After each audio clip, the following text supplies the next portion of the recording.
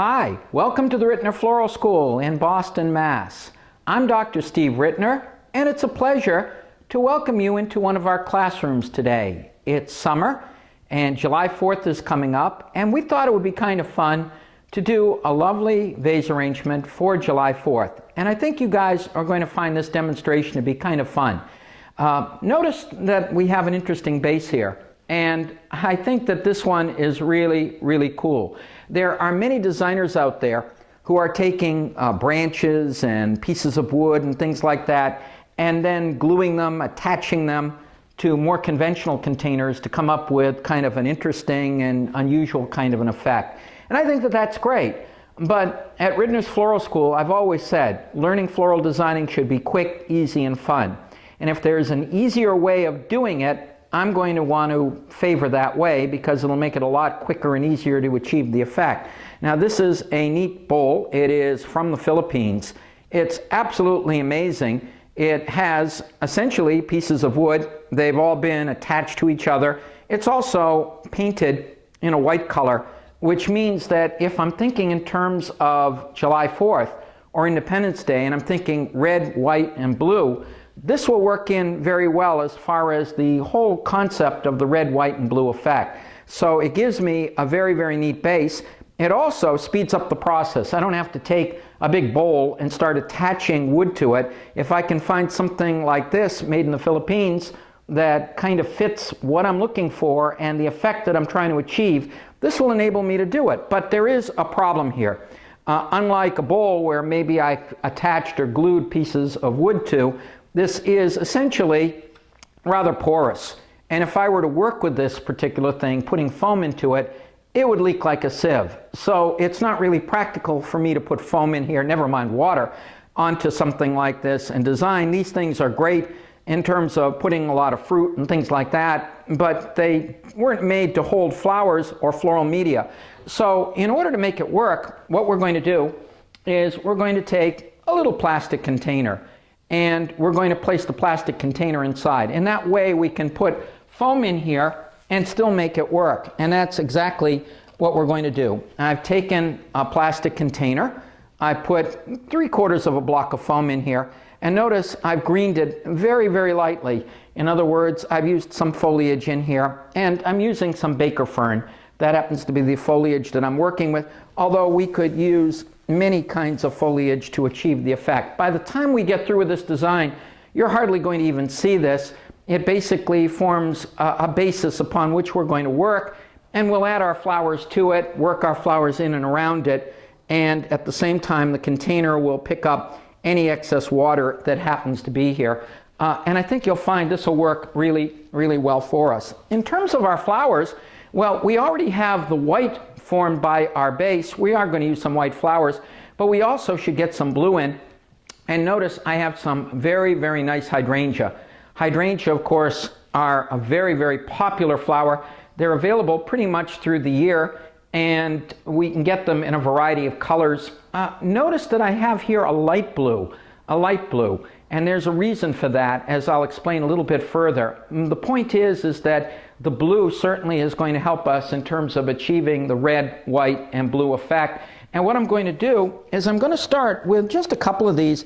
It doesn't really take too much as far as our flowers are concerned, and I'm going to cut it short because this is going to be a fairly close design in terms of being placed into a base, and I'm going to use several of these.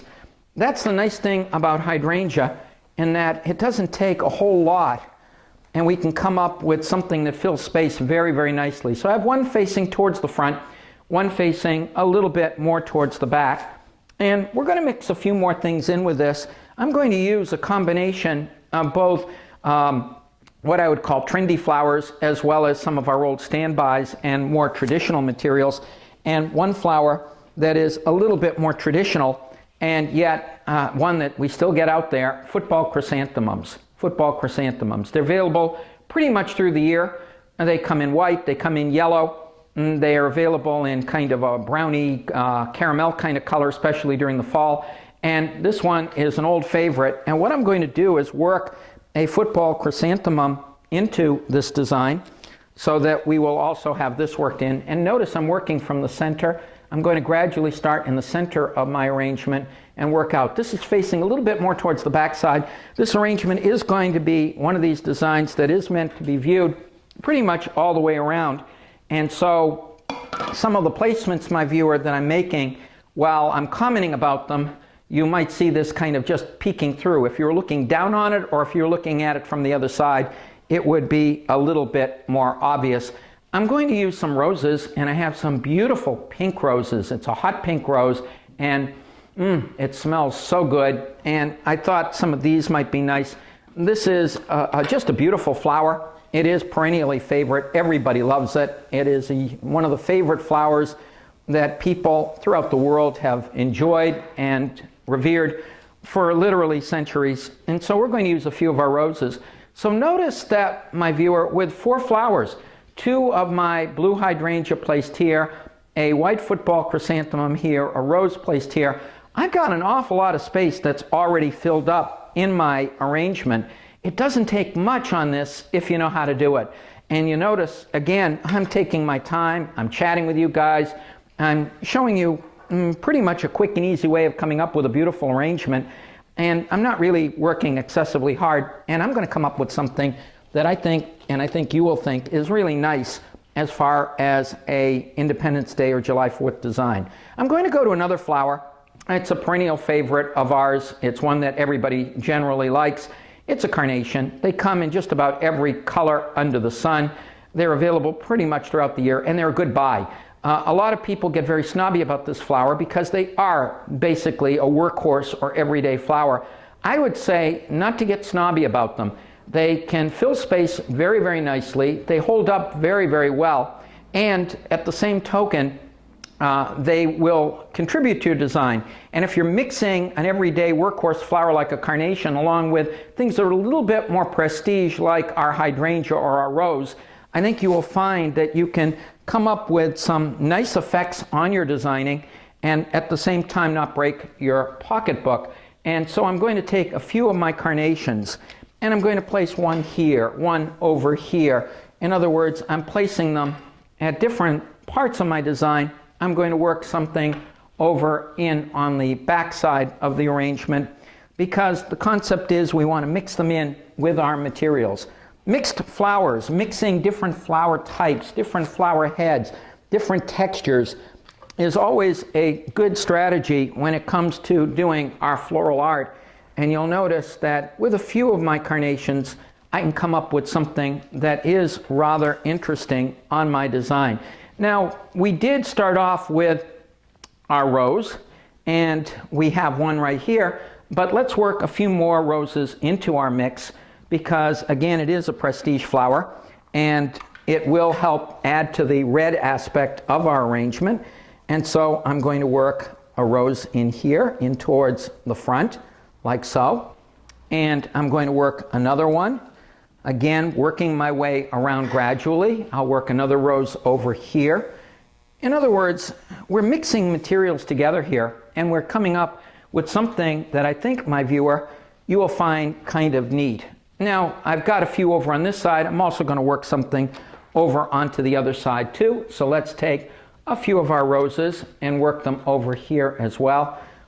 So we're coming up with something that, if you look at it, you're starting to see it's becoming kind of a dome-shaped kind of thing. And this would work very, very well in many, many different contexts. It is a classical kind of shaping, but it is something that is universally beloved. And with the use of this funky kind of container, I'm going to take another rose, my viewer, and place, again, towards the back part of the arrangement. With our kind of funky shaped container, I think you can see, my viewer, how we can come up with something that is really, really neat. I'm going to take another rose, I've just cut it, and I'm going to work it over here. So I'm pretty much staying within the parameters of something that happens to be a bit more of what I would call a dome shape or a mound shape kind of design. Now, I could stop at this point if I wanted to, but wait, there's more.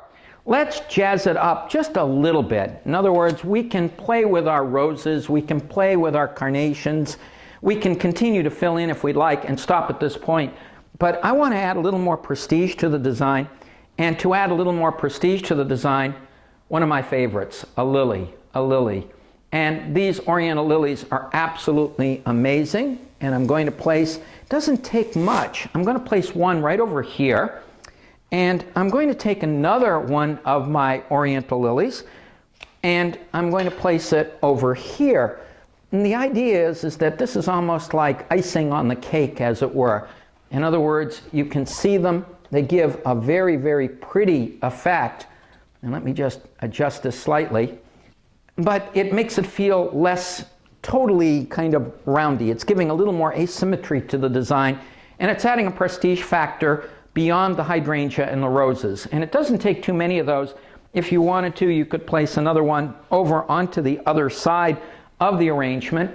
I do want to add a little bit more to the other side of the design, so I am going to add another rose back here. In other words, pretty much what I'm doing on one side, I am doing on the other side. And I think you can see, my viewer, with a rose or two, a carnation or two, we've got something that is really, really pretty. Now, there's a couple of other things I'd like to do on this arrangement that I think are kind of interesting. We could stop at this point. I would like to introduce you to a foliage that I really like, euonymus. It is very, very pretty. I like this particular foliage. It's available around this time of the year, and it does have kind of green with kind of a nice kind of beigey white edging to it. And the thing I like about it is linear. It is a little bit linear, so I can have some of this stuff and actually have it poking through. In other words, I can take it and use it as a counterbalance. Our baker fern that we used in this design earlier was essentially something that we were using to give a light covering to our base. You'll notice you hardly even see it at this point, but now I'm using another kind of green, and I'm using this particular green almost architecturally. In other words, because this has a linear aspect to it, we can take our euonymus, and this is kind of how it looks, and we can break a piece off like this, and then we can work it into our foam and let it poke through. And that gives, I think, a much more interesting effect, don't you? Because it gives us a little counterbalance. Just because it's a foliage doesn't mean it can't be used architecturally. And that's exactly what I'm doing. In other words, we're using this almost like a flower, if you think about it, to come up with something that is interesting. And I'm going to place another one coming over here, my viewer. So just as we can use different flowers for the different kinds of effects that they can give, we can also use some of our foliages in much the same way. I could stop at this point, but I want to add one little touch to our arrangement. And again, I want you to see, my viewer, how we're not just dependent upon the snobby stuff. We can use some of the everyday stuff and come up with a pretty effect. I have some mini carnations, miniature carnations. It's kind of like a carnation, but stuck into maybe washing our laundry, and it kind of shrunk a little bit. And just to come up with a little bit of texture and also with a little variation in terms of size, I'm going to work a few in. It doesn't take very much of this. In other words, we can get contrast through our minis by just having a few, sprinkling them here and there on our design, and by taking one here, one there, and then just kind of peppering it in. Notice, my viewer, how the arrangement gets another kind of contrast.